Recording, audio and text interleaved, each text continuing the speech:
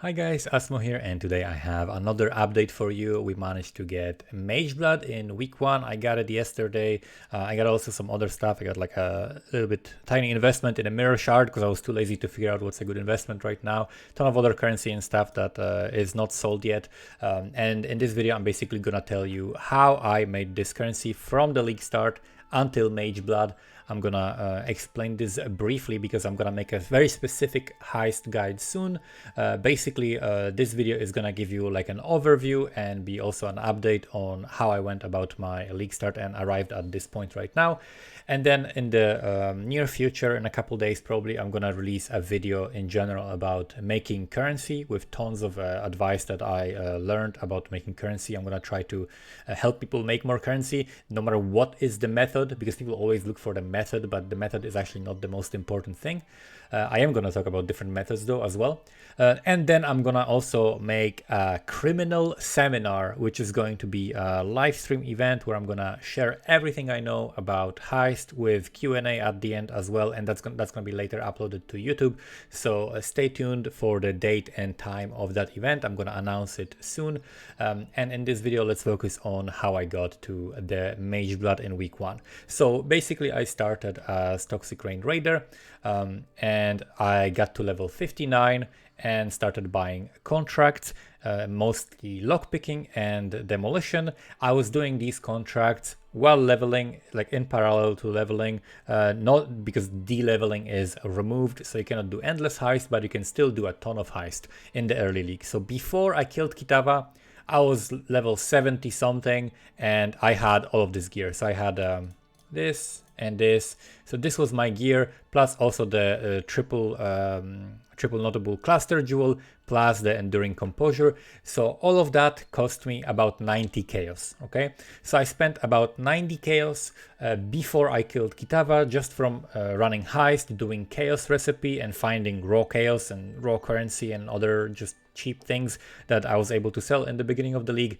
And that basically funded this character, which was enough to do everything in the game that I needed to do. After that, after about like, I don't know, level 75 or something like that, closing in on 80, I started doing maps because I ran out of the logbooks. It was inefficient to run logbooks anymore. I progressed to the Atlas. I cleared the Atlas. I did my Eater of Worlds and Searing Exarch on a 5-link Quill Rain with it was level 18 efficacy, level 20 no quality gems, just super cheap gear with like Karui ward and things like that on a 5-link. So that was enough to clear that, right? That was enough to clear the Atlas, get these 2 Wardstones. And after I did that, I focused on T14 maps, namely Canyon, because it's a very quick map. I did some other maps as well before that, but with 2 Wardstones, Canyon is the best T14, and T14 is like the lowest level where you can get the highest level stuff. So if you look at, for example, blueprints, when you're getting like these 81 blueprints and you get like enchanted armaments or you get replicas, these are able to drop item level 84 items, such as this, for example, Simplex Amulet, which is item level 84. So something like that you can find in Heist, running level 81. So 81 I found to be this sweet spot where the content is still very easy for this character with like 0 investment into it. I was able to run these maps extremely quickly, run these contracts and blueprints extremely quickly, and able to just stockpile the currency.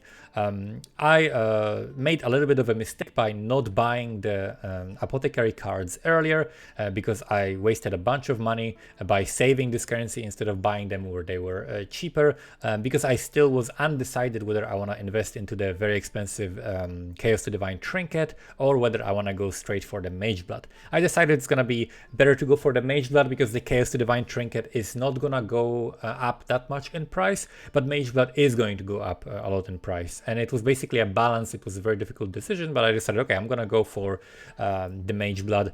And then I started buying the apothecary cards where I had like 50, 60 divines.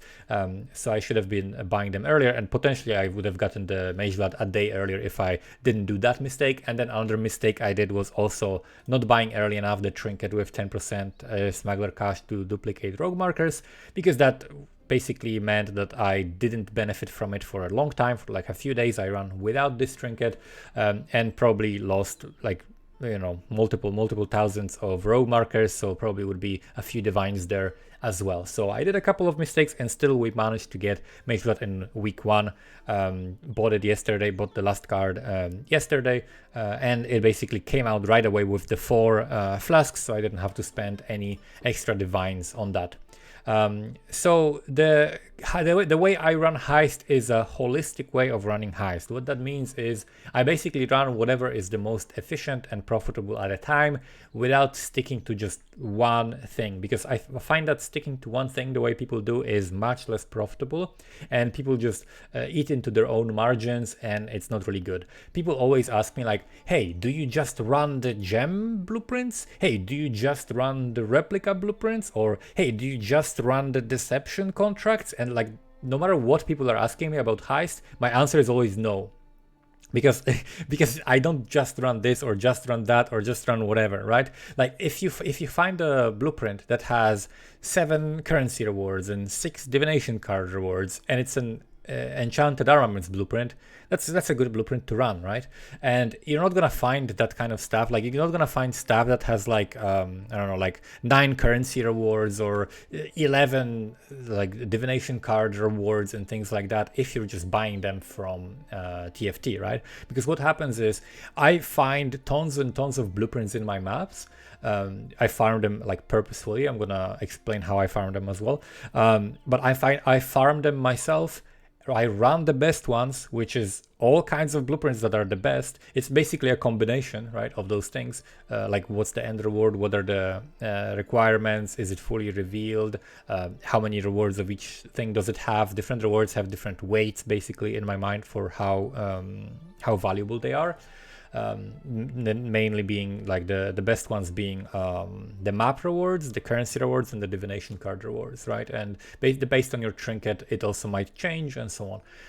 But basically I was running the most efficient thing, running the contracts, because also contracts, by farming them yourself, you get enchanted contracts, which are way better. You get like 5 reveals per running 1 Janna contract instead of 2.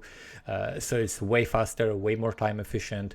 You get to, for example, you get to run contracts where I got like, I think it was like 17,000 rogue markers from a single contract, right? So you get like, you get to basically extract so much value out of heist if you're not doing the cookie cutter brainless strat of like, just buy Janna, run deception contracts, and then run gem blueprints. Deception, gems, don't open any chests, deception, gems, be a robot, and you're not even gonna make the most profit because you're gonna be having to buy the most expensive blueprints, you're gonna have to buy the most expensive contracts, and you're gonna get slim margins because these gems are not worth that much right now, right? There are very few gems that are very expensive, and even then they're only like 3 divines. So you're not gonna make that much currency doing this, but you're gonna make much more currency by running it with much more holistic approach. So I farmed them myself, basically use the 2 sextants that are available for heist, for the enchants and for the smuggler's cache. Use the heist on the map device, and then just pick the Eater of Worlds, and only kill the boss like every, you know, however this is 28 maps, and then you just get the invitation for free. I don't even look at the altars. I don't click the altars. It's a waste of time. I don't look at other league mechanics. I don't click league mechanics. I don't do anything else. I just pick up the heist, kill some monsters on the way, and leave. Pick up all the smuggler's caches. With the character being really fast, as you should have when you're running heist, it's gonna be very, very quick, and you just run them very quickly. You can see my character is level 97, right? I'm not killing many monsters because I'm running just heist. I'm running maps where I'm not rolling them much, right? I'm just putting alch on every map because I don't know, I don't die, so why not just get some extra map sustain. I got tons of maps, even though I'm not trying to sustain maps, but as you can see, these are the maps that I was running. And I just have endless supply of them. Yeah, now I'm gonna improve my character a little bit because I got the Mageblood, so I'm gonna be running T16s, and the same thing is gonna happen. We're gonna be able to sell a bunch of maps. So what does the profit come from? Because that's another question that people ask. What does the actual profit come from? Do you just sell this? Do you just sell this? Is it just gems? Is it just replicas? Did you get any lucky drops? So I'm going to explain briefly where does the profit come from. The profit comes from a few things. Number one is, we're just going to go over the stash tabs. That's going to be the easiest, I guess. So number one is the raw currency. You're getting tons of glassblowers bubbles. I got hundreds of chaos selling that. GCPs. Annulments, you get tons of exalted orbs, you get tons of raw chaos, you get tons of alchemies, tons of divine orbs. What else do you get? You get tons of fusings. Because I didn't 6-link my gear, I had tons of, I saw like maybe 5 divines worth of fusings this league. You get a ton of awakened sextants, so I get a lot of divines selling sextants as well. Harbinger orbs, horizons, you get so many horizons, you can just sell hundreds of them as well. I sold like 30 ancient orbs or something, you get a ton of them as well. You get a ton of regrets and orbs of unmaking, so you can sell hundreds of them as well. You get a ton of val orbs, you can sell hundreds of those as well. You get lots of scour orbs, but scour orbs is actually something that you might have to purchase because you want to scour all of your contracts, because there is zero incentive, zero reason to alch them. And also you will need to roll your blueprints, so you can basically use bindings and scours to roll your blueprints. Basically, to roll blueprints, what you want is max, like basically alert level reduction, right? And then stuff that doesn't kill you. So whatever that is for your build. At this point, like most mods don't matter. I just avoid minus max. I never run any like minus max. I never run any like reduced evasion, and I never run anything like with alert. Like alert triggers immediately, or alert grows every second, or whatever. Those things I avoid. Everything else for me is fine. What else do you get? You get tons of stack decks. Stack decks are a huge source of profit. I got, I don't know, a lot of divines. I got maybe 40 divines worth of stack decks that I sold, something like that. Huge amount of stack decks. I don't recommend opening them. Just sell them every time you have enough to sell for a divine. Just sell them for divines. There's so many degenerate gamblers that you're gonna make a bank off of them. What else? I got the secondary regrading lenses, primary regrading lenses. You get those in the gem blueprints. You get some tempering orbs and stuff like that. So there is tons of currency that you can get from those things. What else do you get? You also get heist gear, which you can potentially sell. You also get blueprints. In your blueprints and contracts, you can actually find blueprints. This is something that happens sometimes, and every now and then I'm gonna have like a blueprint, and it's gonna also be duplicated, right? You find them especially like in contracts in the random reward rooms, right? Like if I'm doing, for example, the there's a tech with like a double loot engineering thing, which I'm going to talk about in my heist guide in the criminal seminar, which is coming soon, where you can get like so many like maps, influenced maps, blueprints just from those chests, and they duplicate as well, guaranteed, right? So you get extra loot from that. You get a ton of maps. You can sell maps, you can sell influenced maps because you find that as well. So that's going to be a nice chunk of currency added to you as well. Then you got tons of stuff that sells that is basically like really cheap stuff, like pneumatic daggers, different scepters. Some of these that are not sold here are going to be probably the lower level ones, because you also sometimes you don't find the higher level ones when you're running the 81. But I sold so many pneumatic daggers for like 40 chaos, so many different scepters for like 20 chaos. There's tons of that stuff that sells, so like different like replicas. There's so many different like replica stuff that sells that you're gonna find consistently if you run a lot of these blueprints. What else is there? We also have tons of scarabs. I sold my whole scarab tab for like 5 divines, so I found like 5 divines worth of scarabs just running blueprints and these like super quick maps to find blueprints. Nothing else special, right? I don't use like searing exarch to find altars with scarabs or anything like that. So you get a bunch of scarabs as well. You get some invitations for running maps very quickly. You get some essences, although you don't get that many and you don't get the best ones. So honestly, you could just hide them from your filter or just sell them for like 1C each. What else do we have? Fossils. I don't really pick up fossils. This is just like very few fossils that I found randomly, but fossils are not worth opening. They are very, very low value when you get them from heist. Deli orbs, you get tons of deli orbs for running the trinket and currency blueprints, and these can be rerolled with harvest to get the good ones as well, right? So this is just like one session of like farming some trinket blueprints that I found myself, right? What else? You get tons of div cards. So div cards are also a big source of currency. You get basically after like a huge session of farming contracts and blueprints, you just go to like full stacks and you just go, you just have like tons and tons and tons. I had like 30 the voids, right? And basically picking up the void, in my estimation, is about as good as picking up a chaos orb, right? Like it gives you on average like slightly more than a chaos from what I found. You get like chaos, you get 5 chaos, you get different items, different currencies. But yeah, so make sure to get a good filter for these as well. Like anytime you clear this out and you find something like this, the catalyst, okay?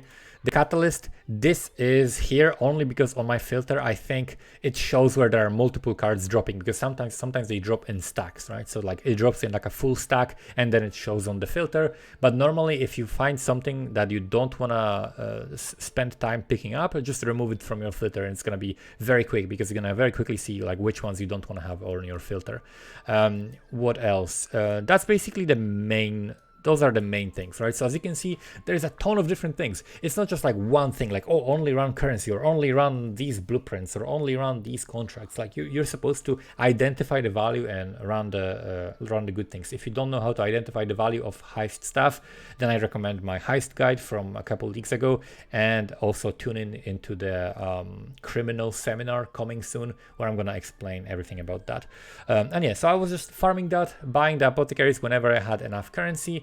Before they went up in price, and then we assembled the Mageblood, we got the mirror shard, and as you can see, I still have a ton, like divines and divines of stuff to sell. So I'm gonna be upgrading the character a little bit, then I'm gonna be getting the trinket for the chaos to divine, and we're basically gonna make the best heister possible, right? We're gonna make like a really optimized, super good, super quick heisting character. And because divines are going up in price as well, they're gonna hit 200 chaos soon, and who knows, maybe they're gonna be going even higher than that.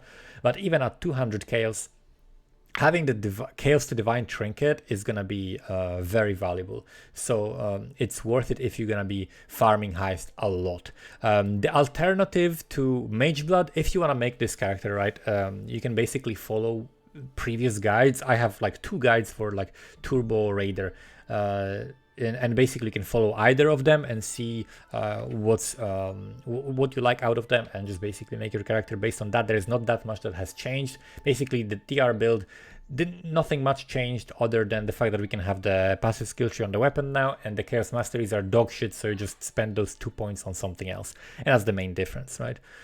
If you don't have Mageblood, Ascent of the Flesh is the budget option. After Ascent from Flesh, the next option would be the Harbinger belt, right? That gives you the Harbinger of Time, Torrent's Reclamation, Corrupted Torrent's Reclamation with like movement speed during Flask Effect, attack speed during Flask Effect, or life, or resistances. What else is there? There's like Malevolence aura effect. So Torrent's Reclamation is a very good belt that you can get instead of Mageblood, which is going to cost you a fraction of that. It's going to cost you like 1/100th of the price, but it's going to be still is going to make you very quick. So that's basically it. That's how I made my currency this league.